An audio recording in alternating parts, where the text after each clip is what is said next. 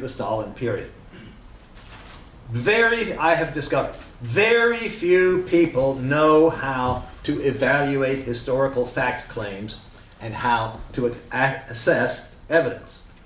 Very few even know what evidence is, in fact. This is true among leftists, Marxists, socialists, communists, as much as it is among others, unfortunately. Here I want to cite specific examples. I am sure that they apply mutatis mutandis, meaning, more or less, to a great many people, including, in all probability, to persons here today, and to others who will hear my talk via the internet. Example 1. In 2011, I had an online discussion with some persons who identify themselves as socialists and communists. I'm going to give you an excerpt that went something like this. Quote, Carl Davidson, who was the guy in question, wrote, quote, "No one has yet come up with the smoking gun proving Trotsky as a paid Nazi agent. Mike Eli keeps asking Furr for it, that's me, but the real deal never appears." End quote. My response: the question of a smoking gun and of evidence generally keeps coming up, so a few words may be helpful. There is in principle no such thing as a smoking gun.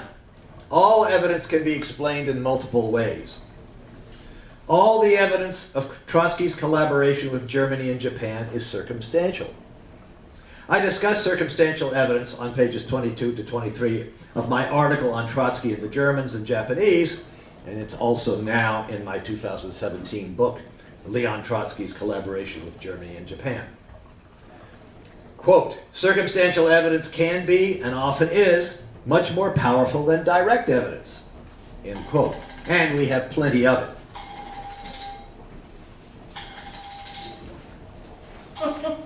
Please note the title of my article. This is my 2010 article. Evidence of Leon Trotsky's collaboration with Germany and Japan. My whole concern is to gather the evidence now available, study it in context with other evidence, and reach a conclusion on the basis of this evidence. Basically, briefly, two hypotheses are reasonable. Hypothesis number 1, Trotsky did collaborate with Germany and Japan. Hypothesis number 2, this evidence has been fabricated, faked, scripted, or in some way produced so as to make it look as though an innocent man, Trotsky, was collaborating with Germany and Japan. Then the question becomes, what is the evidence for each hypothesis? There is no evidence to support hypothesis number 2. There is a great deal of evidence to support hypothesis number 1. Therefore, the only objective conclusion is, quote, on the evidence, Trotsky is guilty of collaborating with Germany and Japan. This is what no As always, if and when evidence refuting hypothesis number 1 or corroborating hypothesis number 2 should come to light in the future, we must be prepared to revise and, if necessary, reverse our conclusion. One final point here. This is still this discussion I had in 2011 with Carl Davidson. Suppose there were no evidence that Trotsky collaborated with Germany and Japan. Would that mean that Trotsky did not collaborate? No, it wouldn't.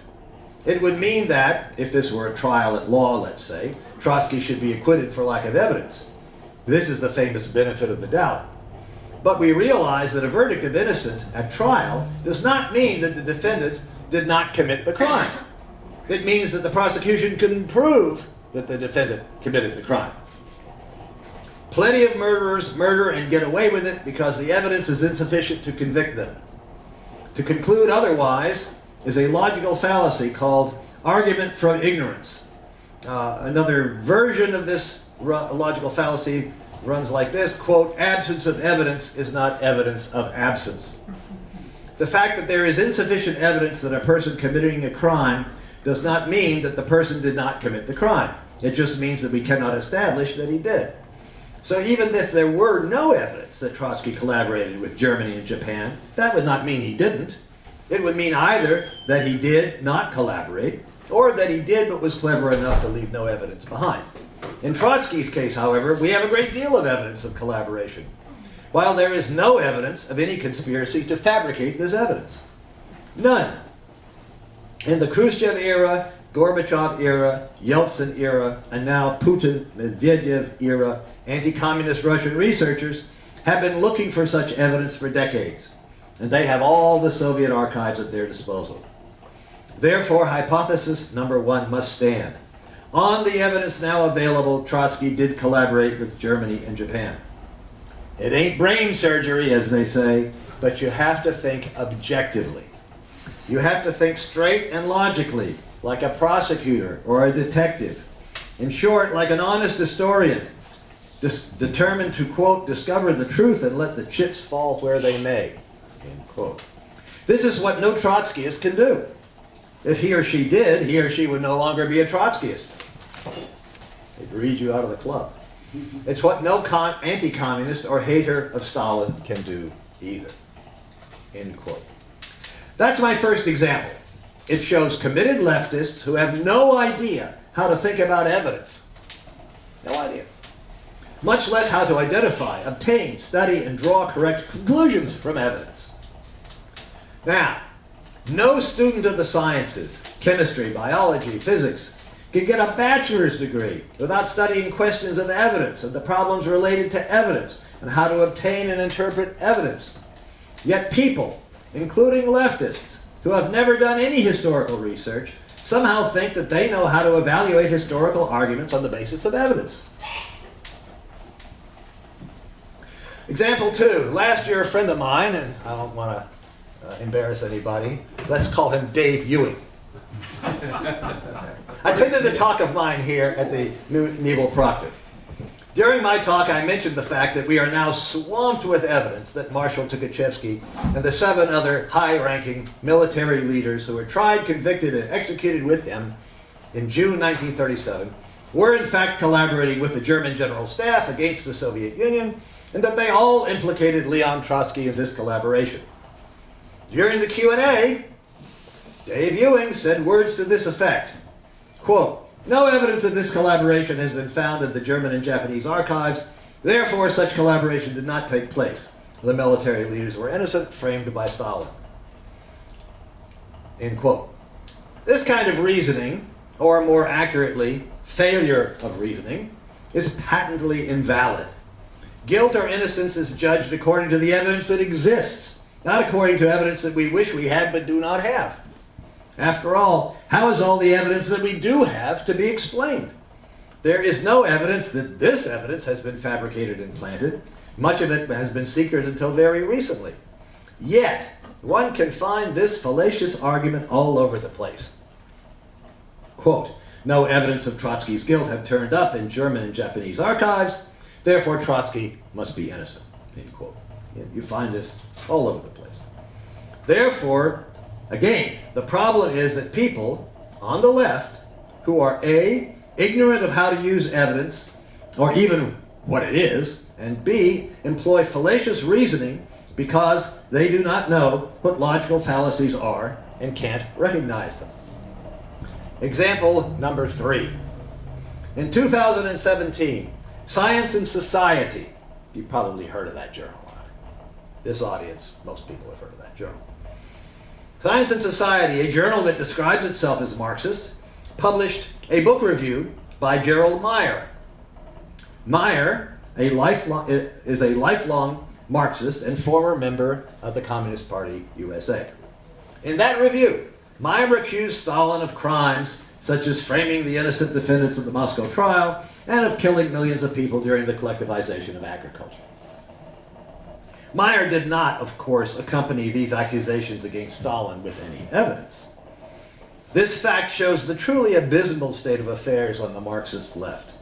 Accusations of the most serious crimes can be made against a major communist leader of the 20th century in a Marxist journal without either the author or the editors feeling the need to back them up with any evidence at all. All right. So I wrote a response, which Science and Society eventually published. Although, despite great resistance on the part of the editorial board, and over furious objection by the Trotskyists on that editorial board. Meyer then published a response to my response, in which he wrote the following.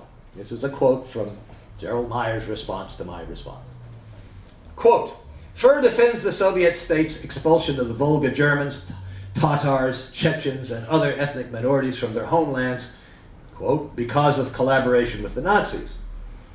End quote. However, these minority people were exiled before the German invasion of the Soviet Union. Science and Society, October 4th, 2018, page 578. End of the quote by Meyer. This is completely false. Every one of these peoples was exiled after the German invasion.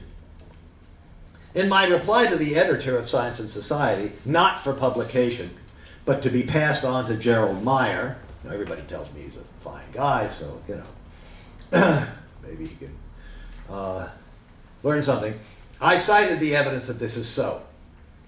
I also wrote as follows, quote, now this is me to the editor of Science and Society some months ago. I also wish to correct a misstatement in the editorial perspectives on page 475 of the journal, where it is stated, quote, Furr is well known for his resolute defense of Stalin, end quote. This too is false. I do not defend Stalin. I defend the historical truth as established by the best evidence. If there is evidence that Stalin committed atrocities or crimes, I would like to know about it. Perhaps someday I will find such evidence. However, until such evidence is forthcoming, it is the responsibility of all historians, and a fortiori, that means especially, of Marxist historians, not to claim that Stalin was guilty of crimes when there is no evidence that he was in fact guilty. Now this is in bold type, just imagine it in bold type. That this needs to be stated at all is a measure of the depths of idealism to which many, if not most, Marxist historians of the Soviet Union and virtually all of the bourgeois historians of the Soviet Union have sunk. End quote. No one noticed this howling error in Meyer's article. Nobody but me. Meyer does not even know the basic facts about Soviet history of the 1930s.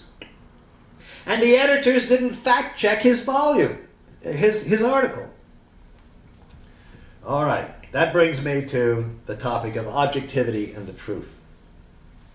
We need to consider the question of how historical truth can be established. It should be obvious why we do. The anti-Stalinists and anti-communists generally claim that Stalin and the Bolsheviks during his time committed a great many monstrous crimes. I claim that their accusations are fabrications, lies. But how do I know that? We may suspect it, but we cannot really know it until the research is done. The conclusions drawn on the basis of the best primary source evidence, utilizing an objective method that includes subjecting to doubt our own preconceptions, biases, and preferences. Marxists are materialists. Materialists base their judgments on scientific grounds. They're supposed to base their judgments on scientific grounds. Evidence, the study of evidence, the drawing of correct conclusions from that evidence. That means that we have no sacred cows. Marx and Engels wrote that the working class has nothing to lose but its chains. What's more, we can't hope to win, to have successful revolutions and bring about a communist world, unless we discover reality and adapt our strategy and tactics to it. The liberation of the exploited classes can only occur through truth. Lies and falsehoods serve only the exploiting classes. And, it is important to note, the Trotskyists, Social Democrats, anarchists, and other committed anti-communists on the phony left. An objective procedure of identifying, locating, obtaining, studying, and drawing correct conclusions from primary source evidence is the only way to get to the truth in any scientific endeavor, and it is the same in history. A commitment to historical truth is the grounding, the foundation of our political commitment. The class of exploiters, the capitalists and their supporters, and the Trotskyists, Social Democrats, anarchists, and other anti-Stalinists on the pseudo-left, they all have political commitments too. But it is based on falsehoods, not on the truth. It can be defeated ideologically, and it must be defeated ideologically before we can defeat it materially by revolution. The exploiting classes cannot rely on historical truth because the historical truth proves that capitalism and all class societies are unjust and can be overthrown. Exploiters rely on falsehoods. It's up to us to discover those falsehoods and also to discover the truth. This means not only the truth about Stalin, but also the truth about Leon Trotsky. The attacks on Stalin began with Khrushchev, but for many years, Khrushchev was a high-level party leader under Stalin. Therefore, the process within the Communist Party and within the Soviet socialism that burst forth under Khrushchev had its roots long before, during Stalin's or even during Lenin's time. Khrushchev came from somewhere. There is a lot of resistance on the left considering the implications of this obvious fact. What process produced Khrushchev?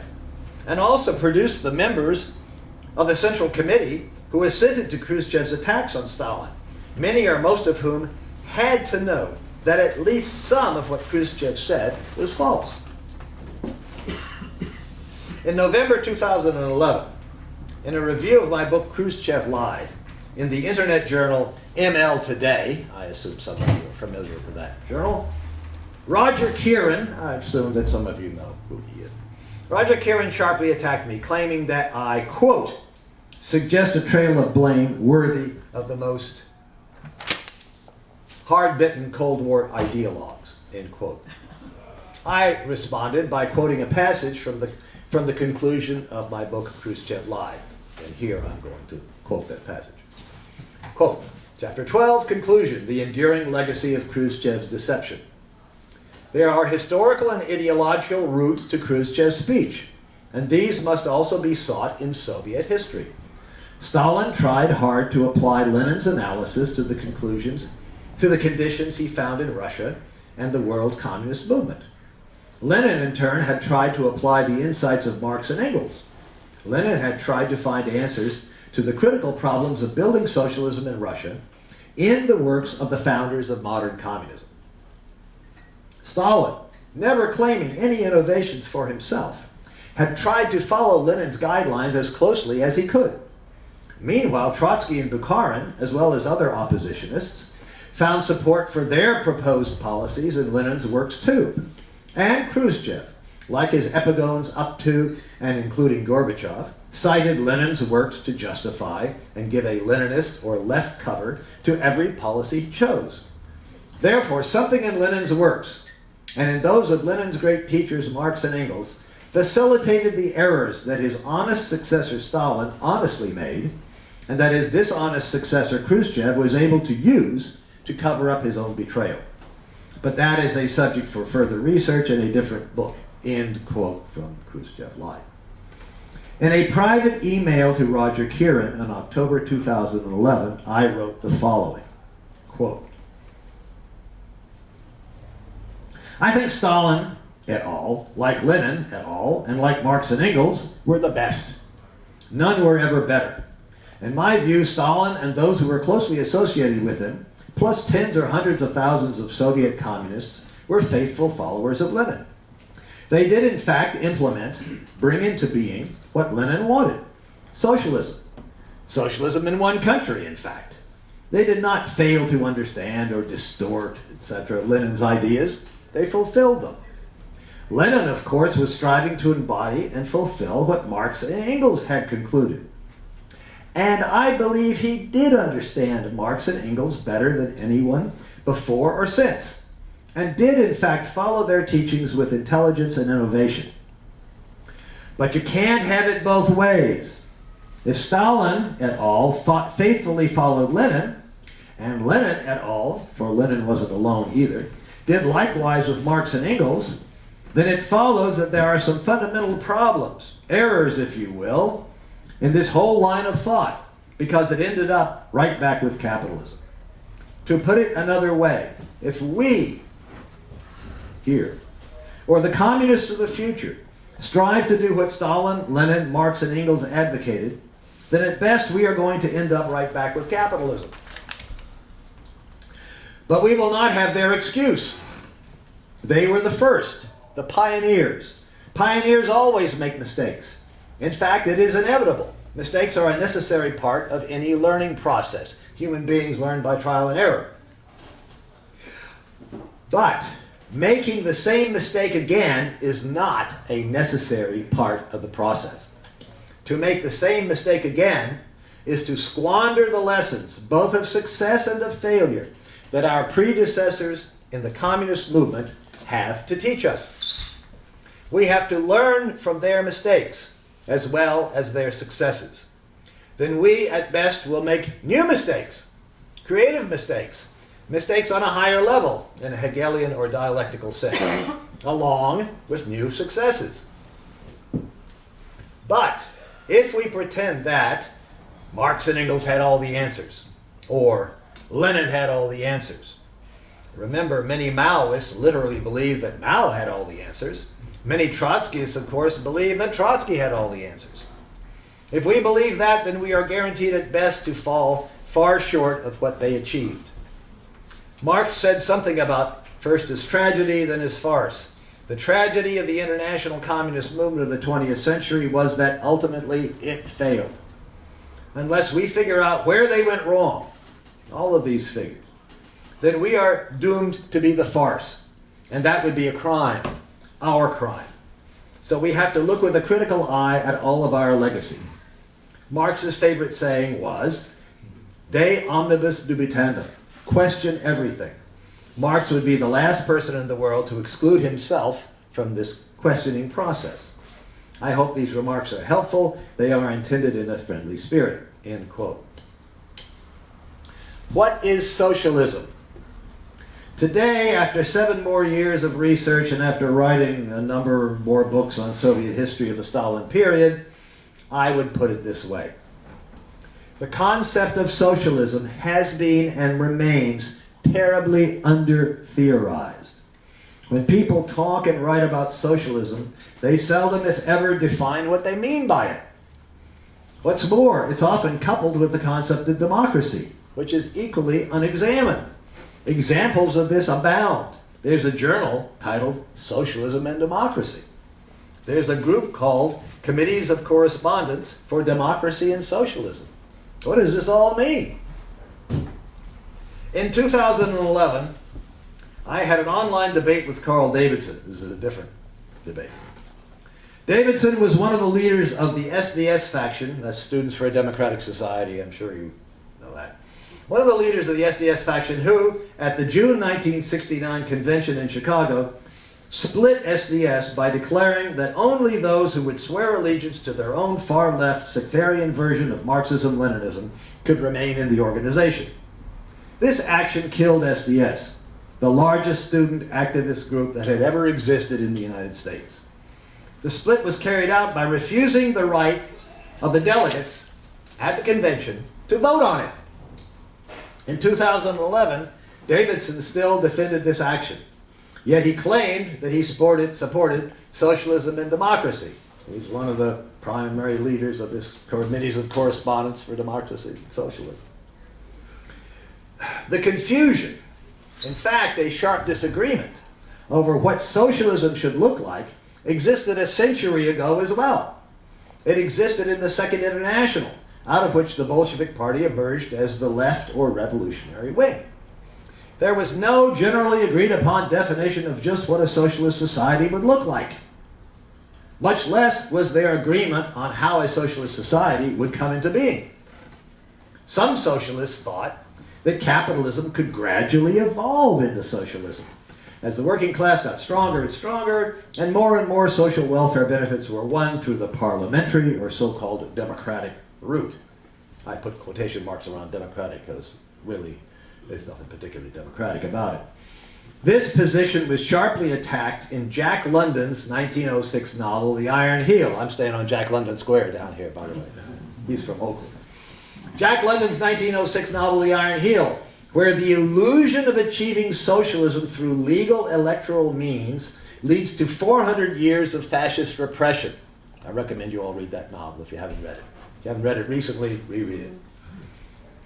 But It persisted in most European socialist parties, who ended up by voting to support their capitalist imperialists in the First World War. When the Bolsheviks seized power and had won the Civil War, they were faced with a problem they had never foreseen. Building socialism in a country with a small working class and a very large peasantry. Under Stalin's leadership, the party decided to do what the British, German, and American capitalists had done, but what the Russian capitalists had not done, to build an industrial infrastructure. Moreover, they decided to do this without foreign investment. They also decided to collectivize agriculture. Only by getting rid of the medieval organization of agriculture in the Russian countryside could they put an end to the constant, devastating famines. 4 serious, murderous famines during the 1920s alone. And reorganize agriculture along the lines of large industrial farms, making use of farm machinery, as on certain large-scale American Midwestern farms. That is, the Bolsheviks had not only decided to do what capitalism had done in the industrialized capitalist states, but go beyond that by collectivizing agriculture. The Bolsheviks went far beyond the Bolsheviks went far towards revolutionizing social relations too. Workers had more rights on the job. Workers were promoted to colleges, technical schools, and to leading positions in government and the party. Women got closer to equality with men. Racism was outlawed, and in fact did greatly diminish. Artists were encouraged, sometimes through criticism, more often through inducements, to serve the working class or serve the people, and to work out how to do that in their own artistic mediums. But many aspects of capitalist society remained. This was in keeping with Marx's dictum in Critique of the Gotha Program, 1875, where Marx wrote that the inequalities of what he called bourgeois right would continue to exist.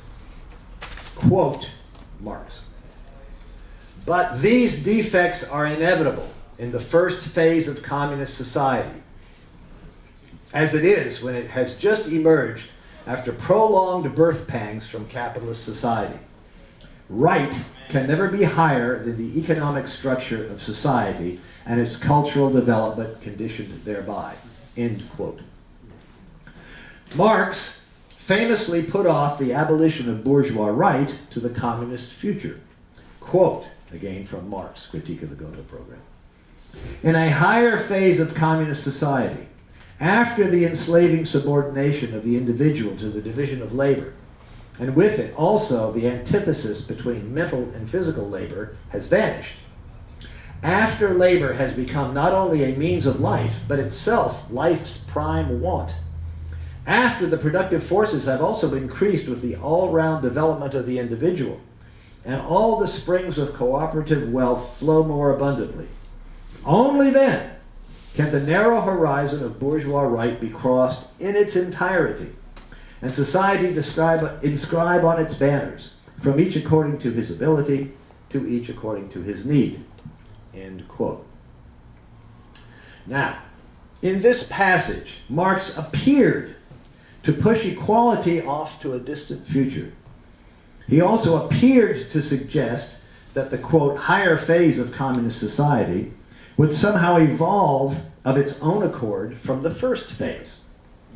But this had not happened in the change from feudalism to capitalism in Western Europe, which was accompanied by centuries of ferocious class struggle by the super-exploited peasants, urban workers, indigenous peoples of the foreign empires, and slaves.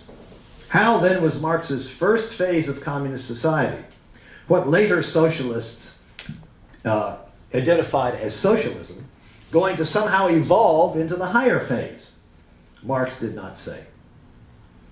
What actually happened in the Soviet Union was an evolution, all right, but in the opposite direction, back towards market relations and ultimately to the restoration of capitalism. This is the question, the problem, the conundrum that everyone who wants an end to capitalism should be asking, researching, and theorizing. We can't build a better future unless we can learn from the lessons of the past. And we can't learn from the lessons that the history of the Soviet Union during Stalin's time has to teach us if we do not know what really happened and what did not happen. As long as we continue to be blinded by the lies and fabrications about Stalin and the Stalin period, we are at a loss. We will be building our theories, our attempts to learn how to build communism on a foundation of falsehood, and that guarantees that we will fail. It is obvious that the anti-communists want us to fail. No wonder they keep lying about the Stalin period and about Stalin himself. The Trotsky cultists also want us to fail, because success, learning the truth, dismantles the Trotsky cult. I have written about this process of uncovering Trotsky's lies and conspiracies, a process that ironically was begun in 1980 when arch-Trotskyist historian Pierre Brouet discovered in the just-opened Harvard Trotsky archive that Trotsky had lied to the world, to the Dewey Commission, and to all his followers. Therefore, discovering the truth about the Stalin period is potentially the most important and most liberating discovery in many decades. Potentially, if we take its implications seriously, go about discovering the truth about what really happened during the Stalin period, and draw revolutionary conclusions from it. If we learn both what Lenin, Stalin, and the Bolsheviks did that was correct, heroic, worthy of imitation, and what they did that was incorrect, that despite their own efforts led back to capitalism. I am trying through my research to contribute, however modestly, toward this worthy goal. Thank you.